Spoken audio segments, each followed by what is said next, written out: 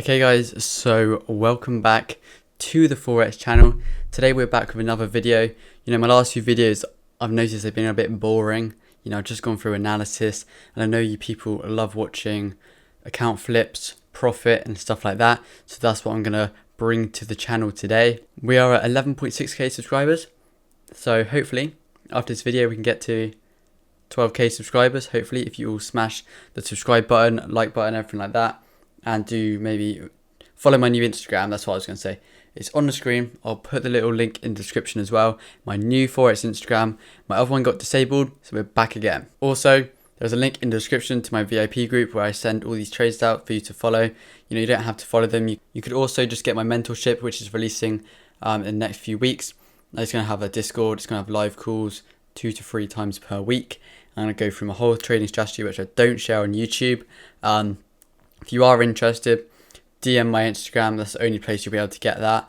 There is limited spaces as well, so you better be quick if you do want a place on that mentorship. But for starters, in this video, I want to say that this is not financial advice. Trading like this, the way I trade on this account is a lot different to how I advise trading. And I just do this for entertainment on the channel, and obviously to make a lot of big money. And I do not recommend you trade like this at all. But if I actually flip the camera around, what you can see, I go on MT4. What do we have here? £3,224 today.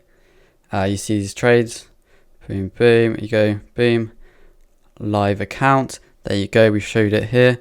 No cuts or anything, there you go. We've also made a £2,000 withdrawal, and that is perfection there. We are in gold shorts now, as you see, in a bit of nice profit. Those wick entries there. If we actually look, I entered the sales originally up here, right up here. I'll quickly put a line where I entered. So you see that line on the screen going across. I entered pretty much there on those wicks sort of area there. Call price all the way down to around 1768, 1765 area. We missed this massive drop down because we already hit our target, but now we're back in sales looking for a further target after we did break one of the key zones on gold now. But yeah, this just showing you proof of this here, that I did actually make this money on a live account. There we go. So yeah, also while you're here, this is my new Instagram, WillssFX. As you see, the only account I have, and if you press this link in bio, it goes straight to my VIP bot where you press plans, and then boom, you can sign up for the signals. There's a little sale on at the moment for the 3-month package. Get involved in that now before you miss out. But yeah, in today's video, I'm actually going to go over, firstly, trading psychology, and also the analysis for this, because I know a lot of people want to know, why I enter the trades and stuff like that. So if I just go up a bit on my chair so you can actually see me in the frame better, we can actually go onto the charts now. So I'll quickly show you, why we entered and everything like that. So if we just put this on full screen, here we go. So if we go back now, I'm not going to use a replay tool. I'm just going to show you what happened. So as you see, gold came into this zone 17th of June. It's going down, up, down, up, down, up, down, up, down, up, down, up. So, what is this? It's consolidation. It's collecting orders ready for, a big move. And a lot of people getting faked out by these sort of moves. We had these breaks above. But it also depends how people drew their consolidation. Some people could have drawn it from these wicks here. Some people could have drawn it, as you see this one here, right down there.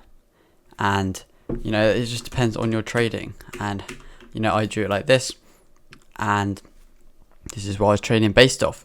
So the reason for my entries, I'll go over that now. So if we go in a bit closer, I was originally in long positions down here.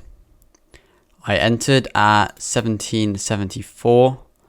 If I just change this to 1774, I'll quickly show you the profit. Actually, I'll put a screenshot up here of the profit on this trade. I did actually make money on that as well. Our profit level, our profit level was originally 1800, but we closed a bit earlier and our stops were at 1770. So we have that there. This was our risk to reward setup on this trade. However, it didn't reach our final target. But where did we close? As you can see from the screenshot I put up, we closed at 89.6 or 89.5 or something like that. So we still managed, almost a 1 to 4 on this, a nice 155 pips. So this is when we annihilated the markets here for the first time in the buys. We knew to close when this happened due to reasons I'll go over in the mentorship. But yeah, then we came into this week. You see that's the 25th and then 28th here. This is the Monday and we entered on the Monday evening. So what do we have? You have this order block here. What do you have here? You have imbalance. What did price can do? Came up, wick into this area. These imbalance, this order block area, which is obviously a reversal pattern, a reversal sign here. And this is where we actually entered on this here. Stops, where were they? They are at 84. Why was this? It's just above this order block, above this imbalance candle here. Obviously, depending on which time frame you're looking at. And why were we targeting where we were targeting? So, targeting 65. Where was 65? See that there? Almost at the imbalance fill here. Sometimes you can expect price to fill the whole imbalance and then carry on to the downside, or just reject it and go back up, which is what we saw here. We filled the imbalance pretty much to the pip, and then price did reverse to the upside, filling these imbalance candles here and then dropping once again. Also, I'm pretty sure there might have been USD news that came out today which fueled this massive drop to the downside. We still managed a nice 1 to 4.6, but if we actually held, well, not saying we did, but I'm just saying if we held, it would have been a nice 1 to 9, let's say. But we didn't hold. We entered here, closed here, and this was our nice profit. As you see though, we are in this gold trade again, and you're probably wondering why you're in it again. You could have just held. And as you see, simple strategy, imbalance candle, where did it fill? Pretty much 50% here. We have taps in this area, wick, and then this is where we're going to melt off. You could have waited for price to come up to this order block area here. This whole area, you could say, is the order block, depending on your time frame. But I got in on these wick entries here, looking for price to continue to the downside. These sort of moves you can easily predict from what I've shown just in my YouTube videos. If you followed literally everything I showed on my YouTube, just my YouTube, then you could be a profitable trader. This is free content, I see people complaining about my YouTube videos. I don't show certain things. When it's free content, you're not paying anything to see these videos. You don't have to watch my videos. I don't care if you don't watch my videos or if you dislike my videos. You'll probably tell me anyway, you'll comment down below, and I literally don't care.